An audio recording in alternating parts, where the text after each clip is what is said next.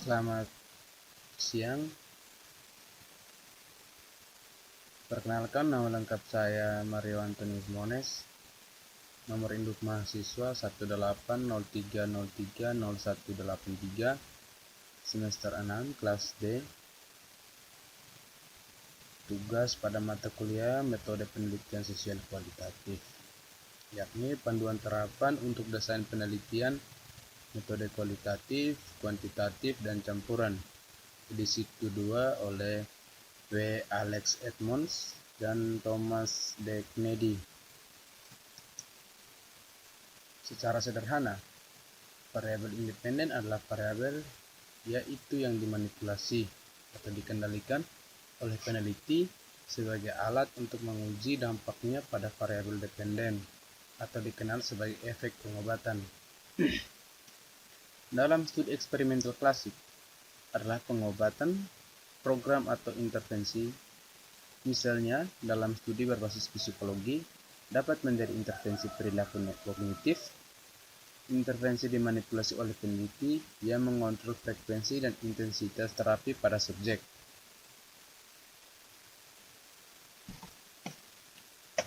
Di studi farmasi, biasanya akan menjadi pil pengobatan dalam pertanian. Perawatan yang sering dilakukan adalah pupuk.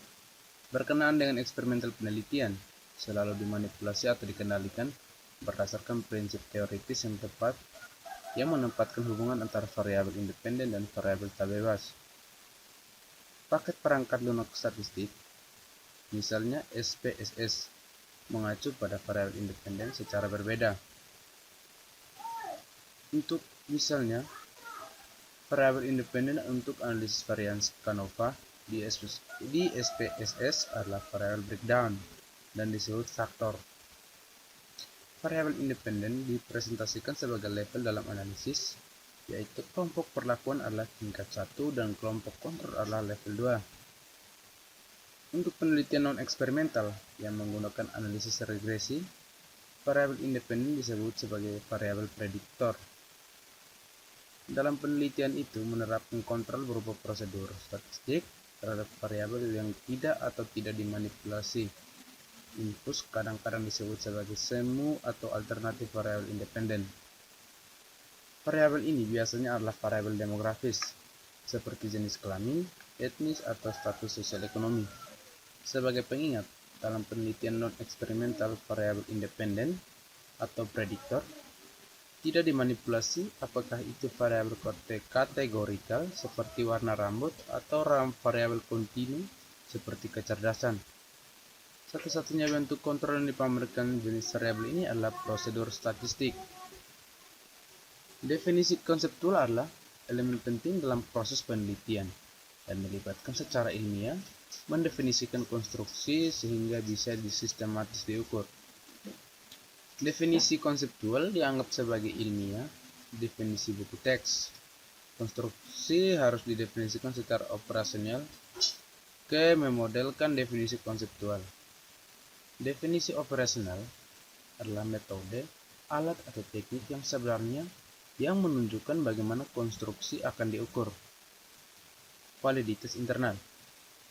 Validitas internal adalah sejauh mana hasil didasarkan pada variabel independen, yaitu perlakuan, sebagai lawan dari variabel asing atau variabel tak terhitung.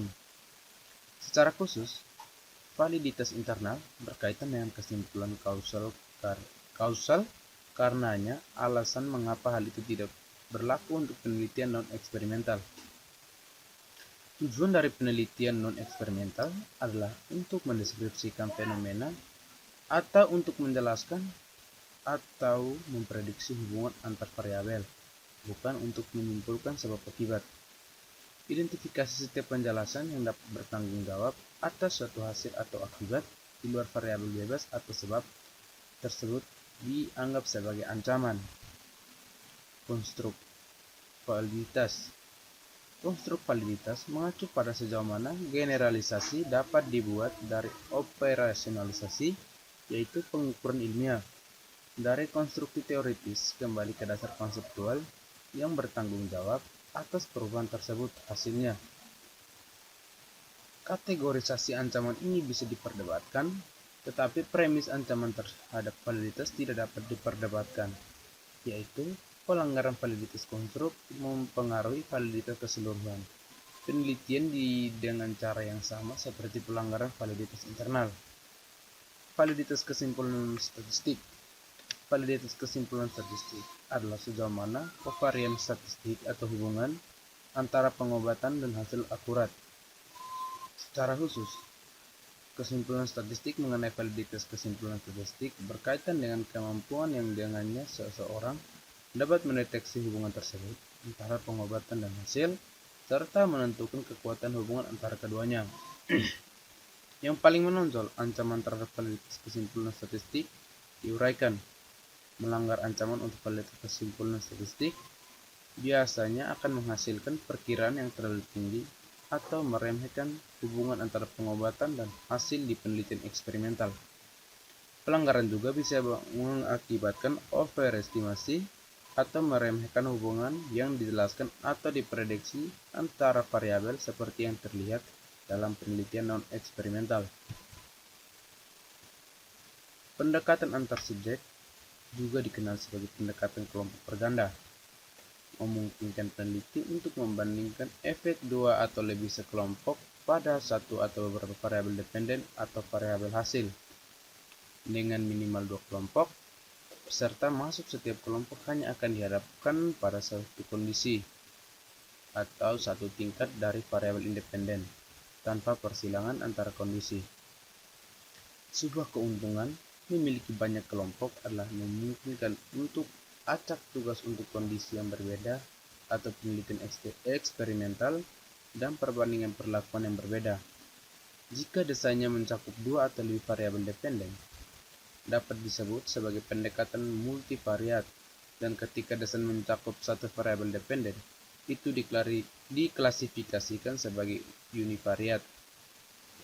Aplikasi umum untuk penelitian eksperimental dan kuasi eksperimental adalah pendekatan pretest dan posttest antar subjek, juga dirujuk sebagai analisis desain kovarian, yaitu ukuran pretest digunakan sebagai kovarian dalam analisis karena pretest harus sangat berkorelasi dengan posttest.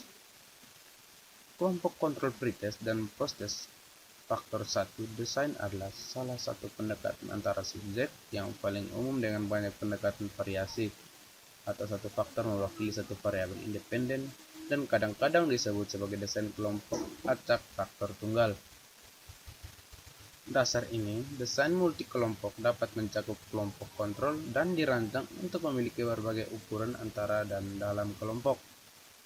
Meskipun ada komponen dengan subjek, penekanannya ada pada varian antar subjek.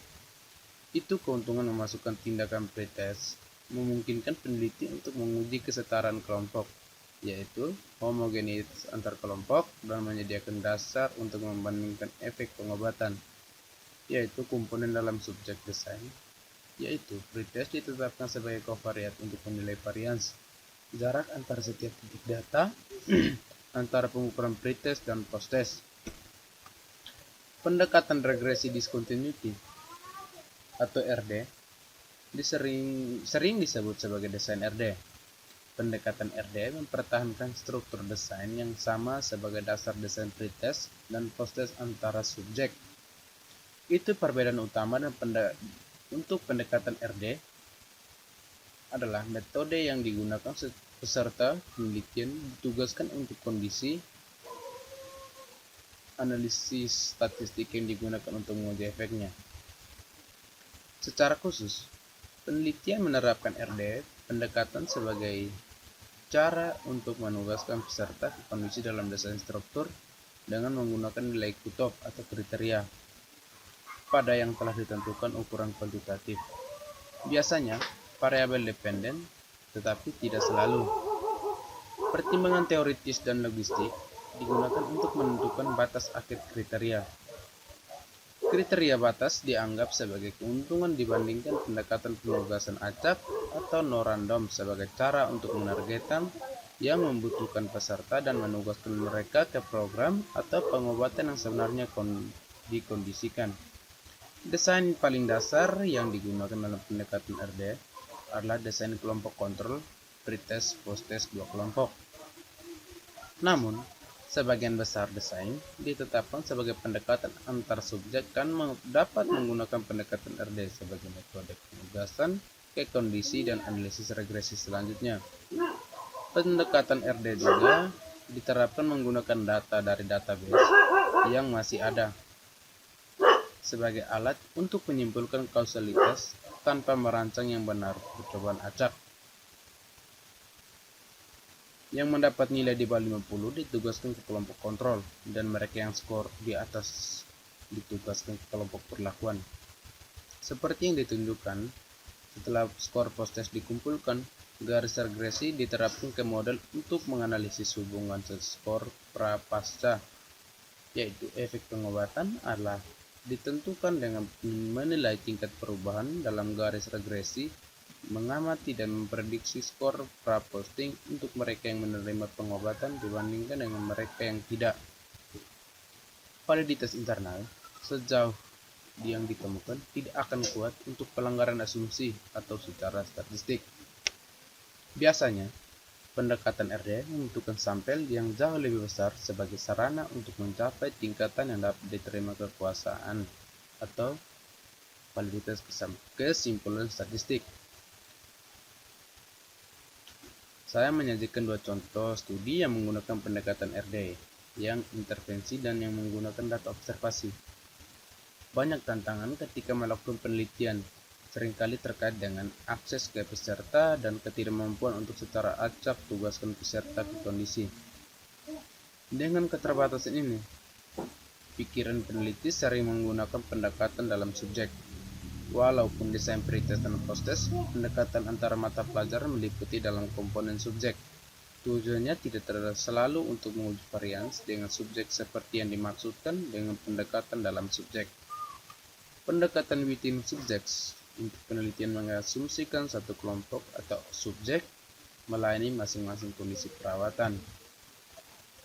Penting untuk memperjelas bahwa desain dalam tindakan berulang, pendekatan diklasifikasikan sebagai eksperimental selama peserta secara acak dihadapkan pada setiap kondisi, yaitu penyeimbangan harus terjadi karena efek sequencing adalah ancaman terbesar bagi validitas internal di dalam pendekatan ini. Namun, ada pendekatan tindakan berulang dianggap sebagai penelitian non-eksperimental. Desain ITS adalah salah satu contohnya penelitian non-eksperimental dan sering disebut sebagai data longitudinal. Struktur data dikumpulkan pada berbagai titik waktu selama berhari-hari, bulan, atau bahkan tahun. Penerapan pendekatan ini, seperti semua pendekatan, dipertimbangkan bersama dengan prinsip teoritis dan logistik pertimbangan. Desain switching replikasi adalah salah satu desain eksperimental yang paling efektif untuk mengendalikan ancaman terhadap validitas internal. Mungkin lebih penting, ini menghilangkan kebutuhan untuk menolak intervensi yang berpotensi menguntungkan bagi peserta karena penugasan acak. Itu desainnya mudah, perlakuan direplikasi atau diulang dengan masing-masing kelompok, dengan satu kelompok menerima perlakuan terlebih dahulu secara teori. Eksternal validitas juga ditingkatkan melalui penggunaan dua independen administrasi intervensi yang sama. Lingkungan dan kondisi perawatan selalu bervariasi dari waktu ke waktu atau di luar pengaturan laboratorium, membuat pengobatan direplikasi di lain waktu. Dengan potensi banyak, variasi dalam aplikasi pengobatan dan lingkungan dan riwayat dengan hasil serupa akan menunjukkan generalisasi.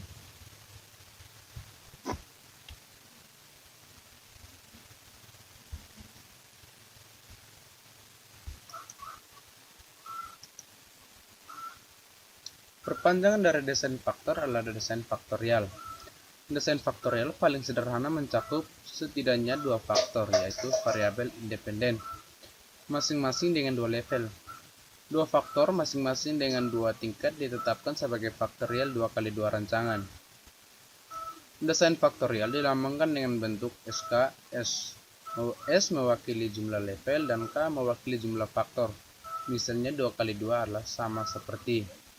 Ingatlah bahwa faktor adalah istilah lain untuk variabel independen atau perlakuan atau intervensi. Banyak desain faktor yang dapat diubah menjadi desain faktorial, berbasis pada pertimbangan teoritis dan logistik dengan membagi-bagi faktor menjadi setidaknya 2 tingkat dan kemudian mengubah analisis statistik digunakan untuk memeriksa data. Banyak dari pengetahuan kita saat ini tentang hubungan sebab akibat dari astronomi ke epidemiologi diturunkan dari non-eksperimental penelitian data observasi. Seperti yang dikemukakan sebelumnya, para peneliti percaya bahwa hubungan sebab akibat dapat diambil dari pemeriksaan yang tidak bersifat eksperimental, terutama dengan penerapan teknik pemodelan kausal dan metode penilaian kecenderungan. Sekali lagi, dalam penelitian non-eksperimental, peneliti tidak berusaha mengontrol atau memanipulasi kondisi aktual, yaitu variabel independen. Sebaliknya, kontrol diberikan pada tingkat variabel melalui prosedur statistik. Oleh karena itu, secara teknis, konsep validitas internal dapat melakukannya tidak berlaku untuk penelitian non-eksperimental. Penelitian non-eksperimental terutama digunakan untuk menjelaskan atau memprediksi hubungan, untuk menggambarkan dan mengukur tingkat asosiasi atau hubungan antar variabel. Namun, tidak seperti validitas internal, masalah yang berkaitan dengan eksternal, konstruk, kesimpulan statistik validitas harus tetap diperhitungkan saat melakukan non-eksperimental penelitian. Meskipun konsep ini awalnya didefinisikan untuk menangani masalah yang berkaitan dengan penentuan hubungan sebab akibat melalui penelitian eksperimental atau eksperimen semu. Baik, terima kasih. Sekian materi presentasi pada video kali ini. Mohon maaf jika dalam mempresentasikan materi terdapat banyak kekurangan saat presentasi. Sekian video kali ini. Semoga video ini bermanfaat bagi teman-teman semua. Terima kasih, selamat siang.